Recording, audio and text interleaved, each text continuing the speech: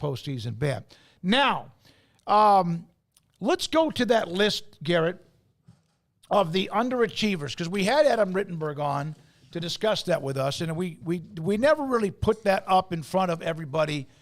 This is based on a lot of different categories here. One, underachievers who just can't make the college football playoff, which would include a lot of people, but bigger name. Here's the biggest underachievers. There's no question that Nebraska should lead this list or be on this list, and there they are. And Adam kind of explained it. They have been a mess for ever since 2009 season when they had Ndamukong Suh. They've been a mess. And there were even some years after Solich and with Callahan where they had a little stretch. But they were pretty good under Pelini, but never good enough. But they lead the league when it comes to being the biggest underachiever. Yeah, and they're a fan base that super cares about what's going on. So it's not – I mean, that helps in that because to make them an underachiever because they have high expectations. They – routinely competitive when it comes to spending resources. They're just been really bad at having the right people in place down the spine of the athletic department when it comes to football being successful. They just haven't had that alignment that the successful teams have. Massive and loyal fan base, national championship tradition, top-notch facilities that are even getting better as we speak. But their last conference title was 1999. And their last national title was in 1997. Now, there's a lot of programs that would love to be able to say that, but they don't have the lineage of Nebraska. So, looking at this, would Oklahoma having the plethora of Heisman quarterbacks be what keeps them off of this? Because they haven't competed for championships in a long time. Well, I don't know. I don't think they're listed. I don't think they're listed. They've been in a lot of those. Like that, when it was just 4 teams, they've been in the BCS championship game. They won the national title the last time in 2000. They've won double-digit conference titles. They have Heisman Trophy winners. But in the end, I think if you ask Craig, he would probably say yes with the end game. That's what I'm talking about. Been 25 years or 24 years. All right, now, Arkansas, we discussed it with him. I don't even know if there's much feedback on that. They have and they're stuck now with 2 teams that have joined the conference that are even better with both Texas and Oklahoma. Now, which one you have next? All right.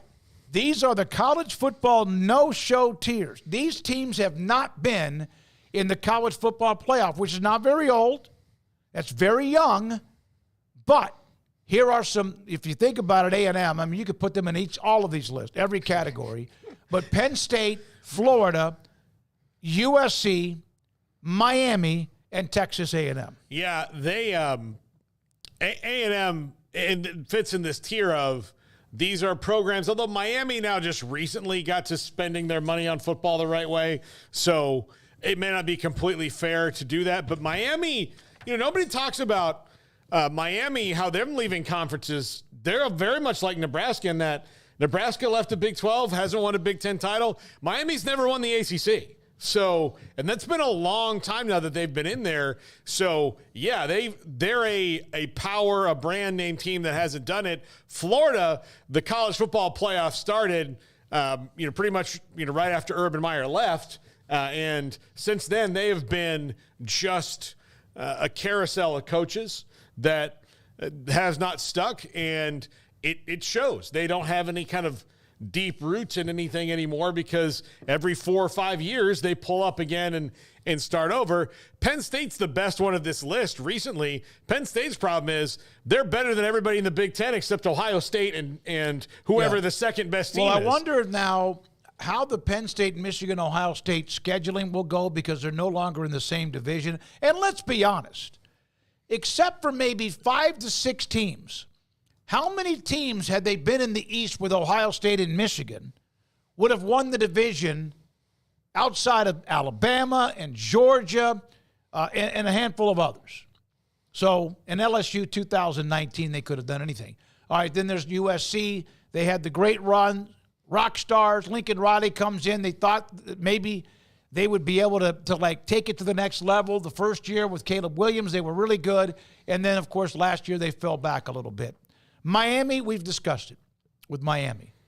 Miami, Nebraska, a lot of those schools, Florida, a A lot of lineage, but nothing much of late. Now, here's another list of this underachievers. Look at these basketball schools. North Carolina, UCLA, Maryland, Arizona, and Indiana. Indiana doesn't have as much claim to being a basketball school lately. Yeah. I mean, they care about it more, but golly, do something. Yep. For the love of God. UCLA, North Carolina, Maryland, Arizona, those are teams all in the Sweet 16, Elite 8 fairly regularly. Yeah, even UCLA's they're not what they used to be, but God in heaven who is. They were in Indianapolis. Yeah, They exactly. lost on a half-court shot. Exactly. So, but they're not doing it every single year. But it's also a lot harder now. There's not just one really tall. Those are basketball. But, Indiana has they're been a legacy long time. school, Yeah. but Indiana has been. I have one memorable Indiana football season in my life, and it's just because Antoine Randall was their quarterback, and he was fun as hell to watch. But Arizona is now just back to being good again after a long time of wandering in the desert, literally and figuratively. Maryland is just kind of a middle-tier team, no matter which conference they're in. They had a couple of ACC titles under Friedgen, and now they're gone. North Carolina never wins the ACC in football. Ever. It's been over 40 years, and UCLA never won the pack, and they're probably not going to win the Big Ten anytime soon. Yeah, all right. So also there's a couple of more. These are tiers. Never or rarely one tier. NC State's a pretty good football team. But Arizona State, when was the last time that they were relevant? Jake Plummer? Yeah, maybe. Probably. Yeah. Is that fair? NC State's consistently a good team, but never a great team. They're consistently good, but never really great. Yeah. And I think their coach, Dave Doran, is fantastic. I think they've got a fantastic head coach. I think that, if things align for them, they could certainly compete for the conference title.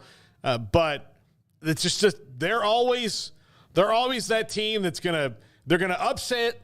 So in the old days of the ACC, before there were a billion teams, they would upset either Florida State, Clemson, or whoever the third team was, say North Carolina. They're going to upset one of those teams. Maybe they don't play the other, but they're going to upset one of those teams, lose to one of those teams, and then when they need to do something well, they're going to lose to Georgia Tech, who's in the middle of the pack or below. Yeah. That's kind of NC State's run, but they're always good, and they're always someone you don't really look forward to playing that much, no matter who their coach has been, honestly, because their attitudes always hit you in the mouth. I need to apologize a little bit to Arizona State because in 2014 and 13, they won 10 games under Todd Graham, won 10 games in 2007 with Dennis Erickson. Of course, the Jake Plummer year was in 96. Bruce Snyder, the head coach, they lost in the Rose Bowl. They were really good that year, but they've had, but it really has it for me to. And I love college football, and I don't know about being an historian by any means. They've won 8 games here, 7 games, but it's been a while. Now, financially challenged here.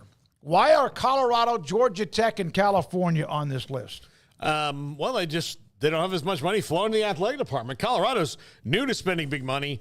Georgia Tech and Cal, honestly, there's not a lot of enthusiasm around the programs. And not to knock Colorado's academics, but Cal and Georgia Tech, most of their money flows into fancy book learning. Yeah, they had the recruiting scandal at the end of the Gary Barnett tenure. Then financial turbulence followed. They fell behind resources. Coaching turbulence didn't help. John Embry for 2 years, Mel Tucker for 1, and Carl Durrell after his 3rd year. And, obviously they put a lot of money into bringing Dion in. But for the most part, their assets, solid long-term history that includes a national title, energized fan base following Dion's hire, picturesque stadium, and near a major market, which is absolutely true when it comes to that. But their last conference title was in 2001 when they beat Nebraska to death, and then they ended up beating Texas to win it all. And then, of course, they won the national title in 1990. Georgia Tech, last conference title was 2009. Last national title the same year that Colorado won it. They split. In the Atlanta market, long-term history of national success. Why are they underachieving? Might be the best job in college football at Georgia, but it's the only major conference school in the state. Well, that's Georgia Tech's campus is located just north of downtown Atlanta. Well, no, they're not the only one because Georgia and Georgia Tech are in. Georgia Tech had 5 AP top 6 finishes in the 50s, but the past decade has been difficult. They've had 4 3-win seasons and top 7 victories. Financial problems. Washington Post reported in 2015 the athletic department racked up $229 million in debt because of facility projects, had to slash the budget. Then they had the losses during COVID. Georgia Tech last week announced a record fundraising total, and their athletic director, Bat, is a skilled fundraiser as they try to turn the corner with head coach Brent Key. And then California, we know all about the problems that teams in the Pac-12 have had. Elite public school, recruiting state, rich with talent, decent NFL pipeline, but a distant history of any kind of success. Cal is the nation's best public school, according to some charts, located in the heart of the Bay Area. The athletic department is often one of the leaders in producing Olympic athletes, but football has generally been a struggle. Not only recently, but almost a span of 70 years. Did not realize that. Primary challenges, finances, or raising it, motivation to win. The campus located in an extremely expensive area. How about this? In 2010 and 11 and 12, they racked up $445 million in debt, 54% of which the university agreed to absorb in 2018. Lingering debt. That seems like a lot. Lingering debt. I'm not, you know me, I'm not a statistician or a mathematician or, you know. So $445 million, the school picked up half of it, 54%, so that's still a $220 million or so in debt. And now they're making, what, $10 million off of UCLA. Mm-hmm. That'll take a while, and they're not getting a full share at all when it comes to the ACC. Yeah, so, and that $10 million is going to have to be allotted some of it other places, you would think. Yeah, no, that's not just football. So it's not like, it's not just that just goes back to the university or whatever. That's going to be allotted other places. Cornelio, Georgia Tech's campus has an odd feel to it. Yes. Kim Coulter, Georgia Tech's campus is freaking beautiful. But, yes, it is very beautiful. But it doesn't, I don't know, I never got the vibe when I went there like I do when you walk on a campus at like Oklahoma or Texas and, you know, the stadium hits you in the face and those kind of things. That's where I would say when it comes to athletics, it's a fantastic school. And Haynes King, the quarterback, kid from Longview, went to A&M. Yeah, they have potential. I just don't know if the alumni is motivated like it probably needs to be to compete at the P4 level right now. That's not to say that they won't be, but it's been so long for them since real contention. You know, I'll just compare it to something I know here at Baylor. When Kim Mulkey won that first national title, it woke people up and going, oh, we can win things in here. So I think that something like that probably needs to happen at Georgia Tech where it's like, oh, this is what it feels like. Yeah. Here's money. Yeah, it doesn't have to be some major. No, but like they need to have that moment of, holy cow. I mean, say it's winning in softball or